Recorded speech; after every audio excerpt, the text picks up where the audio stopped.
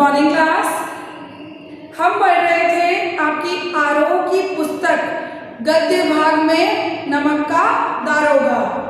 इसके बारे में, नमक का दारोगा कहानी के बारे में मैंने आपको थोड़ा परिचय दिया था कि किस प्रकार नमक का दारोगा कहानी में हर व्यक्ति इस पद को प्राप्त करने के लिए लालायित रहता था, सभी का मन इसके लिए ललचाता था। वंशीधर जी जब अपनी पढ़ाई समाप्त करके नौकरी की खोज में निकले तो इनके पिता ने इनको समझाया कि बेटा, मैं तो किनारे का वृक्ष हो गया हूँ, न मालूम कब गिर पड़ूं। लड़कियां घास फूस की तरह बड़ी हो रही है, इनका विवाह करना है। मतलब बहुत सारी चीजें उन्होंने समझाई और कहा, देखो, नौकरी में पद की तरफ ध्यान मत देना, निगाह चढ़ावे और चादर पर रखना, क्योंकि महीने में मिलने वाली आय, वेतन तो पूर्णिमा का चंद्रमा है, जो कि एक बार दिखता है और घटते घटते लुप्त हो जाता है। तो ऐसी नौकरी ढूंढना जिसमें कुछ ऊपरी आय हो। तो ये जो हमारे वंशीधर जी थे, नमक का दारोगा बने, मतलब नमक के डिपार्टमेंट में दारोगा के पद पर नियुक्त हो गए। तो उसके बाद हम देखते हैं क्या घटना घटित हुई। इस उद्देश्य के बाद पिताजी ने आशीर्वाद दिया। वंशीधर आज्ञाकारी पुत्र थे, बातें ध्यान से सुनी, तब घर से चल खड़े हुए। इस विस्तृत संसार में उनके लिए अब वंशीधर जी चले अपने घर से। धैर्य अपना मित्र, बुद्धि अपनी पथ प्रदर्शक, बुद्धि पथ प्रदर्शक यानी रास्ता दिखाने वाली, आत्मावलंबन ही अपना सहायक था। आत्मावलंबन, आत्मा का अवलंबन यानी स्वयं का ही सहारा था। लेकिन अच्छे शकुन से चले गए, जाते ही नमक विभाग के दारोगा पद पर प्रतिष्ठित हो गए। वेतन अच्छा और ऊपरी आय का तो ठिकाना ही न था। वृद्ध मुंशी जी को सुख संवाद मिला तो फूले न समाये। महाजन कुछ नरम पड़े, तलवार की आशालता लहराई, पड़ोसियों के हृदय में शूल उठने लगे। यानी जब हमारे वंशीधर जी को नमक के डिपार्टमेंट में दारोगा के पद पर नियुक्ति मिली तो पड़ोसियों के हृदय में शूल उठने लगे। माता पिता बड़े प्रसन्न हुए, सबने बहुत सारी आशाएं मान ली कि अब हम ये करेंगे, ये करेंगे। अब उसके बाद में जब इन्होंने नौकरी ज्वाइन कर ली, 6 महीने का ही टाइम हुआ था, उस समय रात को एक घटना हुई। जाड़े के दिन थे, जाड़े यानी सर्दी, और रात का समय। नमक के सिपाही चौकीदार नशे में मस्त थे। मुंशी वंशीधर को यहाँ आए अभी 6 महीने से अधिक न हुए थे, लेकिन थोड़े समय में ही उन्होंने अपनी कार्य कुशलता और उत्तम आचार से अफसरों को मोहित कर लिया था। अफसर लोग उन पर बहुत विश्वास करने लगे। किन पर? वंशीधर पर। नमक के दफ्तर से 1 मील पूर्व की ओर जमुना बहती थी। उस पर नावों का एक पुल बना हुआ था। दारोगा जी किवाड़ बंद किए मीठी नींद में सो रहे थे। अचानक आंख खुली तो नदी के प्रवाह की जगह गाड़ियों की गड़गड़ाहट और मल्लाहों का कोलाहल सुनाई दिया। उठ बैठे। इतनी रात गए गाड़ियां क्यों नदी के पार जाती है? अवश्य ही कुछ न कुछ गोलमाल है। तर्क ने भ्रम को पुष्ट किया। यानी जब एक रात ये सो रहे थे तो रात को इनको कुछ आवाजें सुनाई दी। नदी की बहने की आवाज की जगह ने नाव चलाने वाले जो मल्लाह होते हैं, यानी कुछ हलचल सी नहीं महसूस हुई। तो इन्होंने खुद से ही प्रश्न किए कि ये गाड़ियां नदी के पार जा रही है, आ रही है, क्या हो रहा है? तर्क ने भ्रम को पुष्ट किया। इन्होंने स्वयं को तर्क दिया कि रात को गाड़ियां पार जा रही है, मतलब कुछ न कुछ गोलमाल है। तो ये जो भ्रम था, भ्रम यानी डाउट, संदेह, शंका, वो दूर हो गया। वर्दी पहनी, तमंचा जेब में रखा और बात की बात में घोड़ा बढ़ाए हुए पुल पर आ पहुंचे। गाड़ियों की एक लंबी कतार पुल के पार जाते दिखी। डांट कर पूछा, किसकी गाड़ियां हैं? थोड़ी देर सन्नाटा रहा, आदमियों में कुछ कानाफूसी हुई। तब आगे वाले ने कहा, पंडित अलौपीदीन की। कौन पंडित अलौपीदीन? दातागंज के मुंशी बंशीधर चौके। पंडित अलौपीदीन इस इलाके के सबसे प्रतिष्ठित जमींदार थे। मैंने इनके बारे में आपको बताया था, ये अपने इलाके के सबसे प्रतिष्ठित व्यक्ति थे। इनके लिए भारी भरकम, चलता पुर्जा आदि विशेषणों का प्रयोग हुआ है। ये धन के बल पर सारे कार्य सिद्ध कर लेते थे, लाखों रुपए का लेन देन करते थे। इधर छोटे से बड़े कौन ऐसा था जो इनका ऋणी ना हो। व्यापार भी बड़ा लंबा चौड़ा था। बड़े चलते पुर्जे आदमी थे। बड़े चलते पुर्जे मतलब बहुत तिकड़मबाज थे। हर तरह से साम दाम दंड भेद हर तरह से अपना कार्य निकालना जानते थे। अंग्रेज अफसर इनके इलाके में शिकार खेलने आते और इनके मेहमान होते। 12 मास सदाव्रत चलता, मतलब पंडित जी हमारे दान पुण्य भी बहुत करते थे। सदाव्रत मतलब 12 महीने अन्न बांटने का दान पुण्य चलता रहता था। मुंशी जी ने पूछा, गाड़ियां कहाँ जाएगी? उत्तर मिला, कानपुर। लेकिन इस प्रश्न पर कि इनमें क्या है, सन्नाटा छा गया। दारोगा साहब का संदेह और भी कुछ बढ़ा। कुछ देर तक उत्तर की बाट देखकर मतलब इंतजार करके वह जोर से बोले, क्या तुम सब गूंगे हो गए हो? हम पूछते हैं इनमें क्या लगा है। जब इस बार भी कोई उत्तर ना मिला तो उन्होंने घोड़े को एक गाड़ी से सटाकर घोड़े को टटोला। भ्रम दूर हो गया। नमक के टेले थे और नमक के व्यापार पर क्या थी? प्रतिबंधित। पंडित अलौपीदीन अपने सजीले रथ पर सवार कुछ सोते कुछ जागते चले आते थे। अचानक कई गाड़ी वालों ने घबराए हुए आकर जगाया और बोले, महाराज, दारोगा ने गाड़ियां रोक दी और घाट पर खड़े आपको बुलाते हैं। मतलब ये सारी घटना हो गई, गाड़ियों को रोक दिया नदी के पार जाने से। तो सभी जो उनके काम करने वाले कर्मचारी थे उन्होंने आके पंडित जी को खबर दी कि पंडित जी जल्दी चलो, आपकी गाड़ियों को रोक लिया गया है। पंडित अलौपीदीन का लक्ष्मी पर अखंड विश्वास था। वह कहा करते थे, संसार का तो कहना ही क्या, न्याय और नीति सब लक्ष्मी के ही खिलौने हैं। इन्हें वह जैसे चाहती है नचाती है। लेटे लेटे ही गर्व से बोले, चलो हम आते हैं। यह कहकर पंडित जी ने बड़े निश्चिंतता से पान के बीड़े लगाकर खाए। फिर लिहाफ ओढ़े हुए दारोगा के पास आकर बोले, सर्दी का समय था तो अपना मोटा सा कुछ कंबल वगैरह ओढ़ कर आए, पान का बीड़ा लगाकर खाया और उनके पास आकर बोले, क्या बोले? बाबूजी आशीर्वाद, कहिए हमसे ऐसा कौन सा अपराध हुआ है कि गाड़ियां रोक दी गई? हम ब्राह्मणों पर तो आपकी कृपा दृष्टि रहनी चाहिए। वंशीधर रुखाई से बोले, सरकारी हुक्म। पंडित अलौपीदीन ने हंसकर कहा, हम सरकारी हुक्म को नहीं जानते और ना ही सरकार को।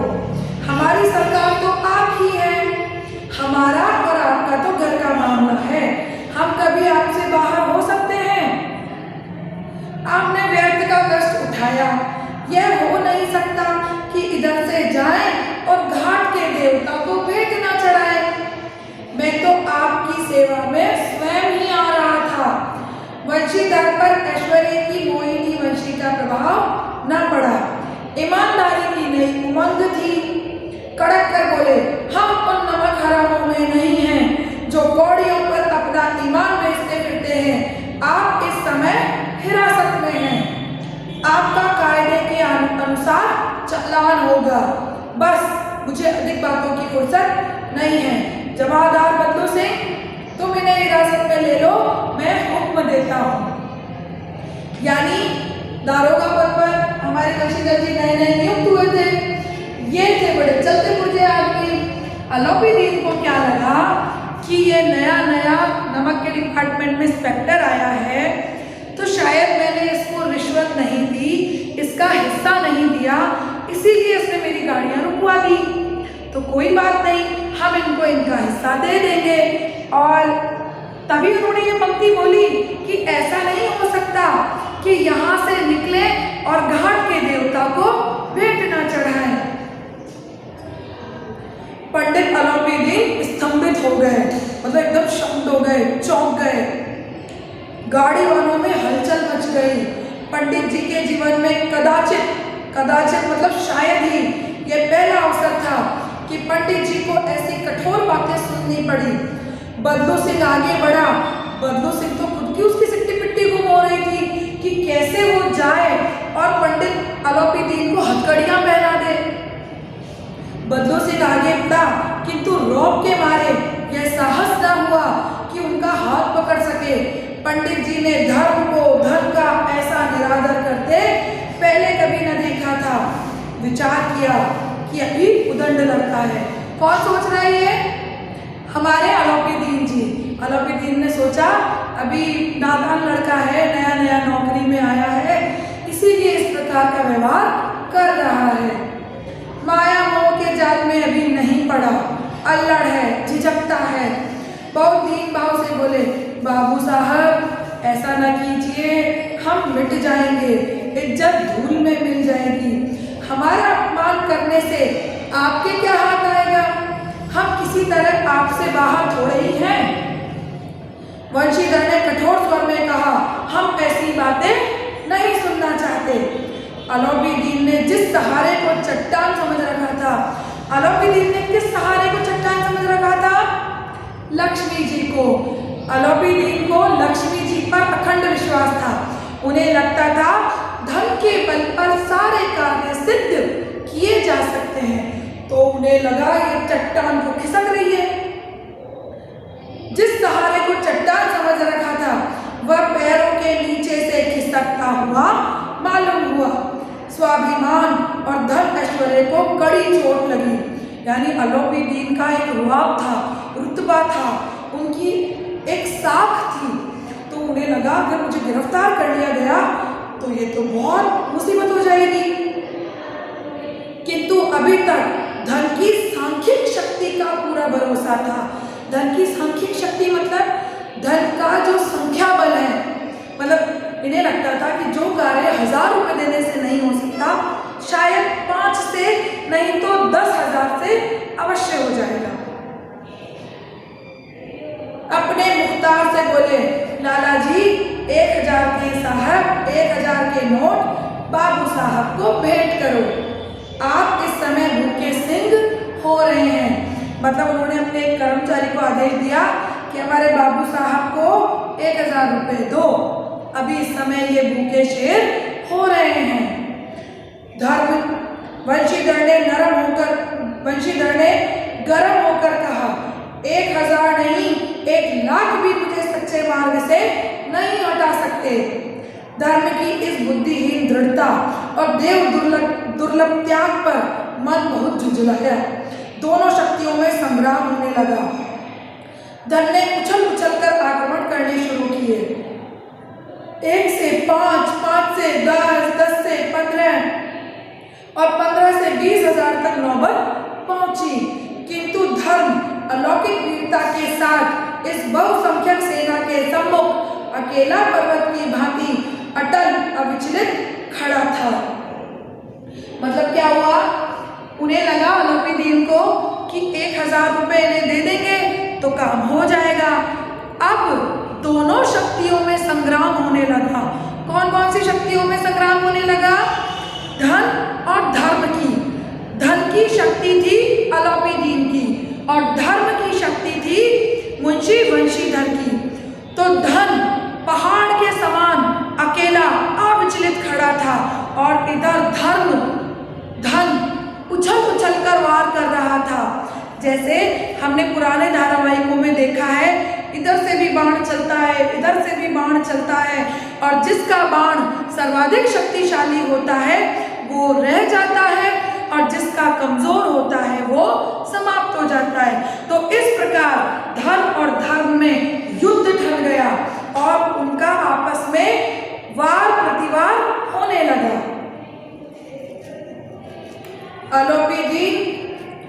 निराश होकर बोले, अब इससे अधिक मेरा साहस नहीं, आगे आपको अधिकार है।